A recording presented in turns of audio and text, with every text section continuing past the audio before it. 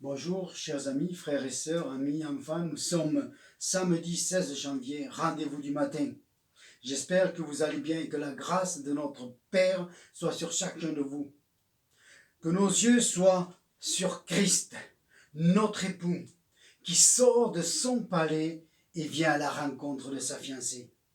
Levez vos yeux et traversez les nuages. Amen. Ce nuage gris de ténèbres qui couvre la terre. Et allons au-delà. Nous plonger dans le bleu du ciel infini et lumineux. Ô Jésus, sois adoré ce matin. Tu es seul digne d'adoration, de louange et d'honneur. Qui d'autre que toi pouvait vivre Golgotha à ma place, prenant mon châtiment pour que la paix et l'adoption me soient données et qu'elle soit signée par l'encre de ton sang au bas d'une page blanche. Ô, sois adoré, Jésus-Christ, aujourd'hui. Amen. Le monde est agité de toutes parts, mais soyons des Siméons, des Annes, qui attendaient la promesse d'Israël dans une période trouble par le pouvoir romain de l'époque. Aujourd'hui, le prince de l'air est grandement à l'œuvre. Il prépare son élévation que viendra détruire le Seigneur des Seigneurs, le Roi des Rois, par son souffle. Il se met en place. Démocratie, laïcité, athéisme, libre pensée sont les artères qui donnent la vie à la bête. Il y a bien sûr des veines qui véhiculent toutes ces pensées par les médias, l'éducation, par un flot de séduction qui alimente les esprits des hommes et des femmes et des adolescents. Leur but premier, enlever la pensée de Dieu et de son Fils du cœur des hommes et des femmes, surtout des enfants et des ados. Prenons garde à ce que nos ados regardent et écoutent. Amen. Alors que faire? Eh bien déjà, prier. Luc 18, verset 7 nous dit: et Dieu ne fera-t-il pas justice à ses élus qui crient à lui jour et nuit et ne tardera pas à leur égard? Mais quand le Fils de l'homme viendra, trouvera-t-il la foi sur la terre? Jésus dit dans Matthieu 10, 22, vous serez haïs de tous à cause de mon nom, mais celui qui persévérera jusqu'à la fin sera sauvé. Le jour de notre conversion, nous nous sommes engagés dans une course. Mais pour beaucoup de croyants, on ne pensait pas que cette course serait un marathon.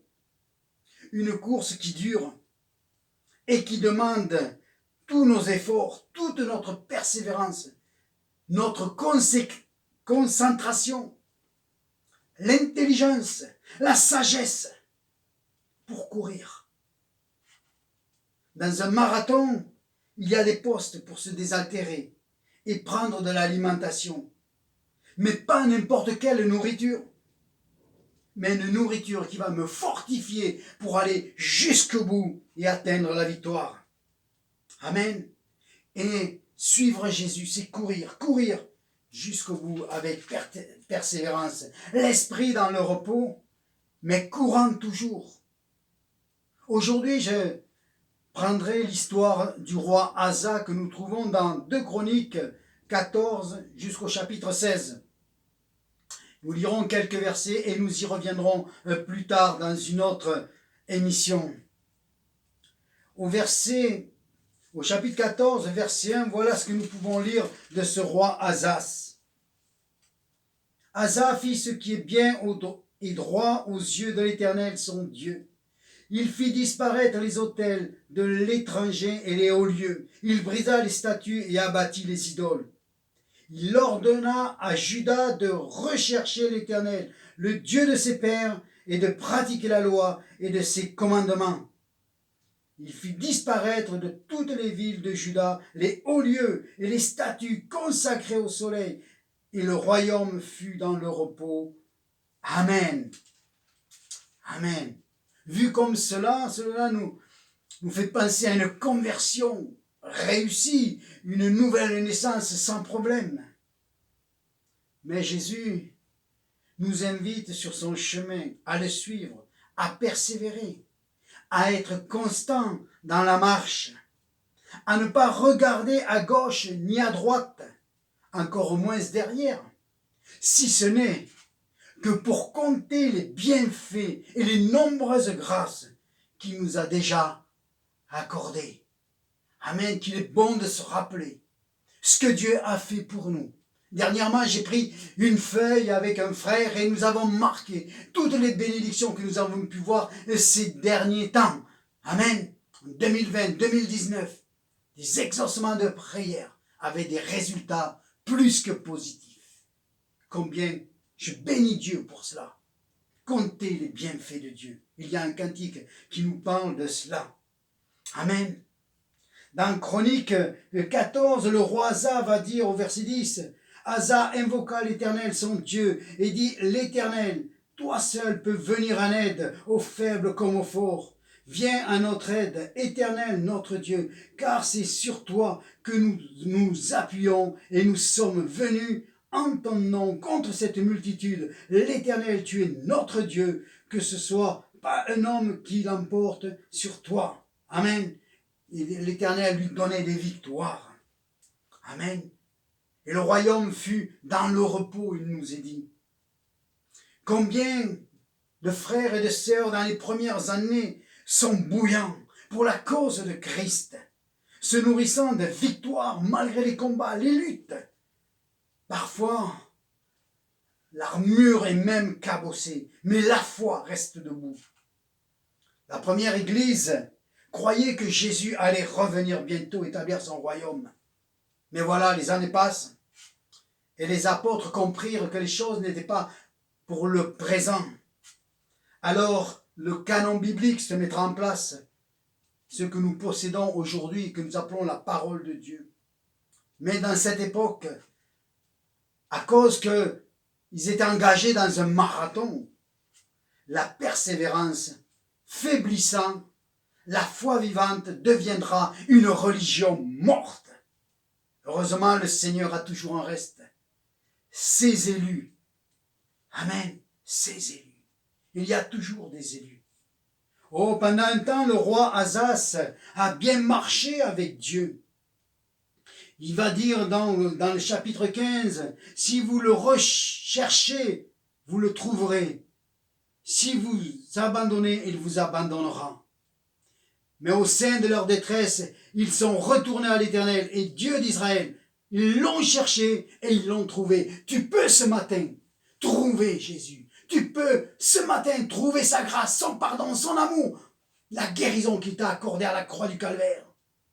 Au verset 7, vous donc fortifiez-vous et ne laissez pas vos mains s'affaiblir, car il y aura un salaire pour nos bonnes œuvres, pour tout ce que nous faisons. Nous aurons de la récompense dans le ciel, déjà ici-bas, mais dans le ciel. Persévérons, frères et sœurs, ne nous laissons pas enfoncer et endormir par tout ce que les médias nous racontent en ce moment, dans cette période de trouble. Souvenez-vous de Simeon et de Anne, qu'il était dans une période de trouble, mais eux, ils restaient fermes et ils attendaient la promesse pour Israël. Et nous attendons que le ciel s'ouvre et notre époux va venir nous chercher. Amen.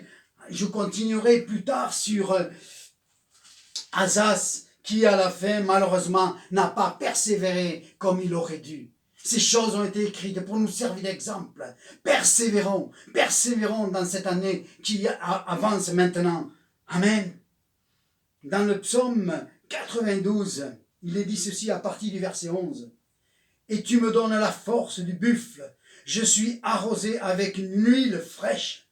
Mon œil se plaît à contempler mes ennemis, et mon oreille à entendre mes méchants adversaires.